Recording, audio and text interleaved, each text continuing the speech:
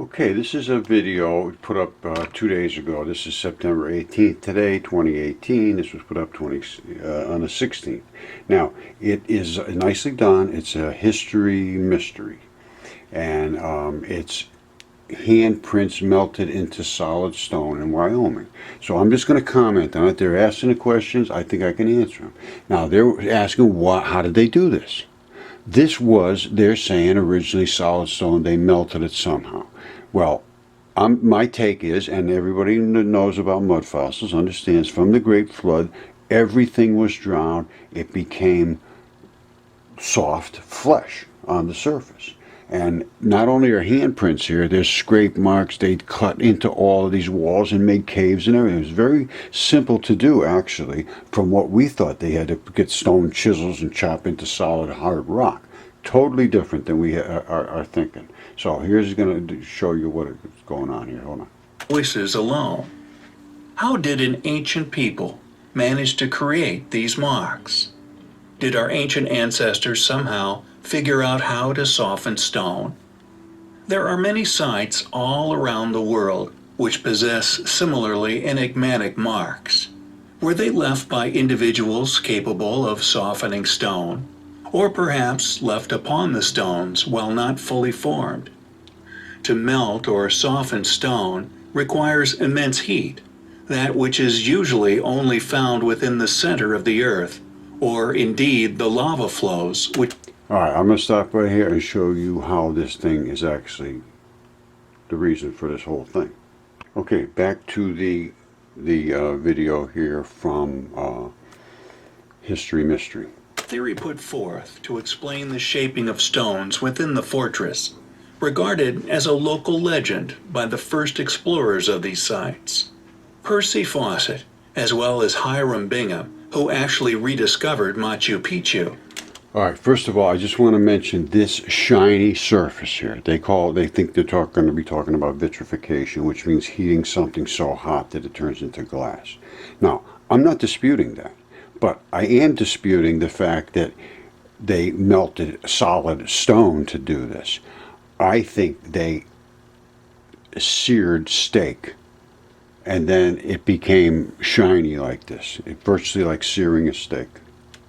Noted that it was a liquid derived from plants, which was apparently known to the ancients to turn stone soft. In fact, in 1983, a Catholic priest attested to using the technique, actually achieving the softening of solid stones, although he was apparently unable to return the resulting flurry back to solid stone. Furthermore, all right, what they were just talking about now is dissolving stone, and that's not a problem at all. You just use acid. You know, salts and acids, they do it all the time.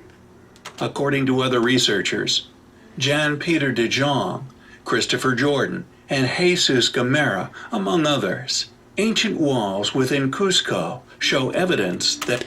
All right, I did a video on the H blocks. You just saw that snaky looking thing here, which was absolutely flawless.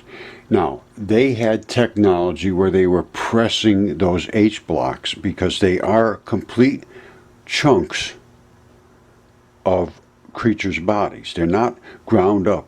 They did grind them up a lot and take out the metals and so forth, but when they made those H blocks and stuff like this, they would just put it in there and crush it in the mold, and then they would end up having stuff like this, and you'll see some blood vessels here and there and all the little blood spots. They're not, in other words, what I'm getting at is this is loaded with the architecture of flesh. All these little tiny holes. Now, if they'd have ground this all up and poured it in here, you would not have that everywhere like this. It just doesn't happen that way. But they would press it in, and that was flesh at one time. Now, maybe they heated it. I don't know. But let's go on. But this is what I'm talking about. The H blocks in Pumapunku, those are pressed. Gamera, among others. Ancient walls within Cusco show evidence that ancient cultures used very high temperatures to shape them. This unknown process vitrified the surface of the block. All right, this was pressed in here, in my opinion, Now they may have coated it with something, and it's coming off. And they were alchemists. They knew what they were doing. They had high tech equipment. They knew what they were doing. They could extract all kinds of metals out of this stuff, and they did. And the result was granite. And granite has no metals in it whatsoever. It's granular chunks, totally homogeneous, found in intrusive piles where they should not be. However, those piles are they're always associated to an orogeny, which is the original mass of extremely mineral saturated hills, and which were creatures, because they are the body parts of the creatures. They're mining the creatures' metals they had concentrated, and they are grinding it up just like you'd grind up meat, and then they ran it through salts and acids and extracted the metals, and then they took the spoils and piled them up in piles called granite, just like this. Blocks, turning. All right, this is typically sold as granite. There's no metals in it, virtually none. I was able to find this one little piece in 32 feet of this counter. The black spots are the vein blood. The white is the tendinous material, and possibly some bony sort of stuff. Mostly the bone turns into this crystally looking color.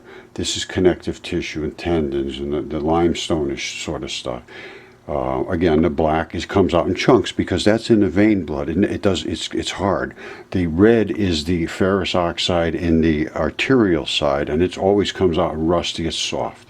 Now, you see the granular nature of this. This is chunks. They are all chunks of almost identical size. And I puzzled at this, and I thought, wow, how could they have taken these huge rocks and made them so perfectly sized into total granules and chunks?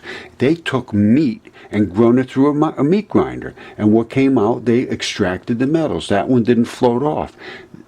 It's a process they do today by extracting metals from crushed up stuff.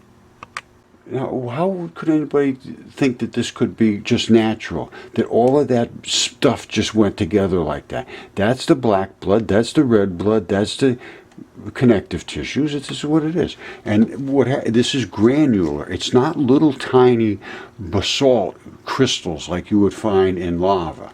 That's a lava flow. It is not a lava flow, and it's not sedimentary. It is the product of gold or precious metals mining. And here, I did a paper on this, and well, let me show you quickly.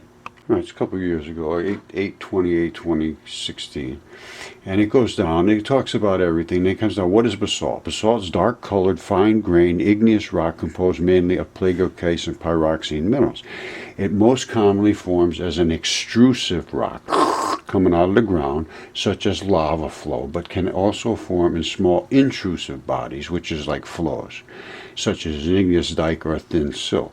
Basalt is commonly very fine-grained, and it is nearly impossible to see individual minerals without magnification. I showed you the countertop. You can see it extremely easy. Now, what is granite? Granite is intrusive, not supposed to be where it's supposed to, where they find it. Results in a coarse textured rock in which individual mineral grains are easily visible, not like basalt. The grains are quite large compared to basalt crystals, extremely large. Basalt, you can't even hardly make them out. The granules are very well mixed and quite uniform, do not contain metals to any normal degree. Rock does not come in this process form. You can't find a rock that's like that. You will never find a rock that's like that. Now, these granite intrusions with no metals are often located next to orogenic mineral systems. That means completely mineralized chunks of earth. They contain all the metals in high proportions because they're livers and kidneys and hearts and where the blood collected. Now, a worldwide average of chemical composition of granite based on 2,485 analysis, there's no metals there's no precious metals. These are all the elements that are in granite. Why is there no precious metals in granite? Why are orogenic mineral zones located right next to them? The orogenic mineral system unites a diverse group of mineral deposits that formed during orogenesis and include lode gold and all of these other metals. So what is the conclusion? The platinum group electrum, which they used to call it electrum, and precious metals, this is the only thing missing from granite, which is the highly prized electrum, platinum group metals. All right? And I'm telling you, the research I've done indicates granite intrusions are likely tailings from metal processing left over after all the metals in the granite are gone. You know, I know they used them also. They fused them together to make things like those Olmec heads. They were made by using this leftovers, not basalt, not carved. They were molded and they were fused together from leftovers. It's a construction material. It's just like a crete. And this accounts for all the other things. The quick-cut cylinders that are within all these places. How they cut that cylinder with a couple of little grooves going down it, almost impossible. No, not if it's wet. How would the giant walls we talked about, the huge statues, the obelisks, the whole thing. Obelisks were, most of those that are granite are from, they made them in a mold. Monumental structures, all kinds of that stuff. So none of this, you got to stop ignoring this and pay attention to the reality, the chemistry, the biology, the anatomy, and what we found on the earth and what I'm just showing you. You see this? This is the Olmec head. Olmec head molded from mineral concrete. This one here, the guy had his hand in there crushing the thing in to make it in a mold. And here I did, that's his handprint, you see it? Take your hand and wrap it up there and grab it. He's trying to force it in there, and he got tired. He went out, had a couple of cervezas, or I don't know, maybe a couple of tequilas or something, fell asleep, came back. By the time he did it, it was solid. So what does that tell you? I'm not just joking around. The guy didn't come back in time. He didn't come back in time. So they must have had fuser in here. He crushed it in there and said, all right, I'm going to lunch. I don't care. I'm out of here. Or whatever the case is. And he didn't come back in time to finish that mold. So that tells me there's a fuser in here there's something that makes it happen quicker, very quick. Something they call a catalyst. Something they knew. These guys were alchemists. They knew what they were doing. They already took the gold and the stuff out of it, so they knew how to make it harden back up again.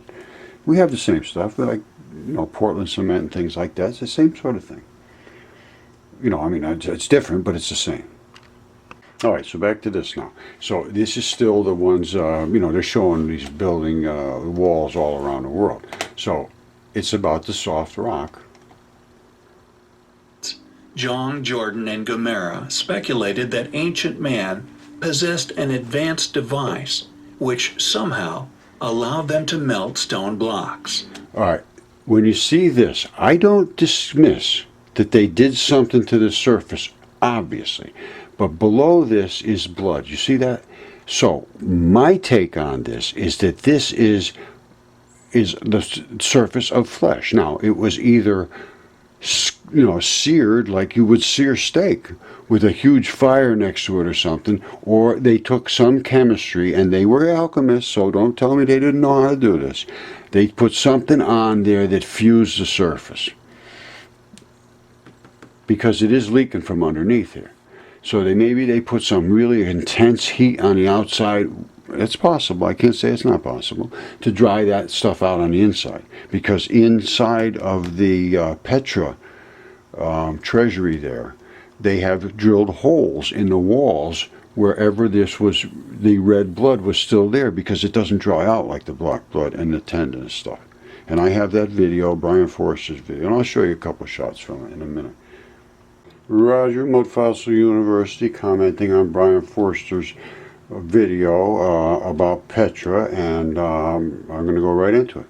He's having tests done on his long-headed skulls there and coming up with answers. I am looking for answers too.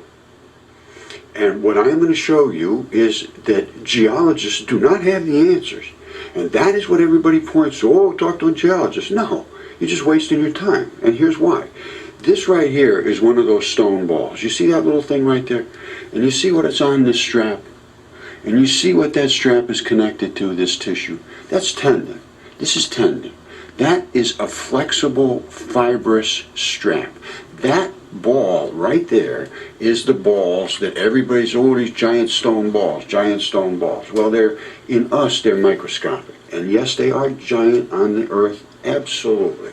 And this one here is pulled out from this socket. Normally, that would be an anchor in this tissue. The plate of the tendon is able to slide back and forth and still stay anchored. All right, following the lay of the land, and this literally becomes the land. Now, I'm going to show you what happens to these tendon balls and these straps and this. Now, this is what ends up happening to these tendon balls. You see there's one over here, there's one over here, there's one over here. They're all over the place. This one lost its strap, this one still has its strap. These are much less viable than the ball. The balls are extremely strong, and this was in a layer of tissue that had eroded. That's the depth of the ball. The other one was pulled out that I showed you. This is that mat. This is that tendon mat. Those are the attachments to the straps. If you look, you can see organic tissue in between this round. Well, it was round at one time, it's sort of flattened out now, but that strap would have reached over to a ball, okay? And they cut them and they moved them, and I'll show you how they cut other ones. All right, this is how they cut the other ones. They used equipment, a high-tech equipment. This was wet tissue when this happened. All right, I'm just going to go into some other stuff now, but what I'm going to show you, and I am showing you, is that the earth was covered with creatures that were enormous, just mind-boggling enormous. However, the ancient texts talked about titans, Olympians, giants, miles tall. And they were, there's no question, that's absolutely no question whatsoever, that's a fact. From the research I've done, and I'm telling you right now, if you dig into it, and you come up with a different conclusion, I would like to discuss it with you. But if you look at my videos and you watch this stuff about what these people did and what they built and how big they were and the giant footprints and feet and things that are all over Earth, and I've had a stuff DNA tested, mine are over 200 feet tall. So, and that's not big. So, time to start paying attention to reality.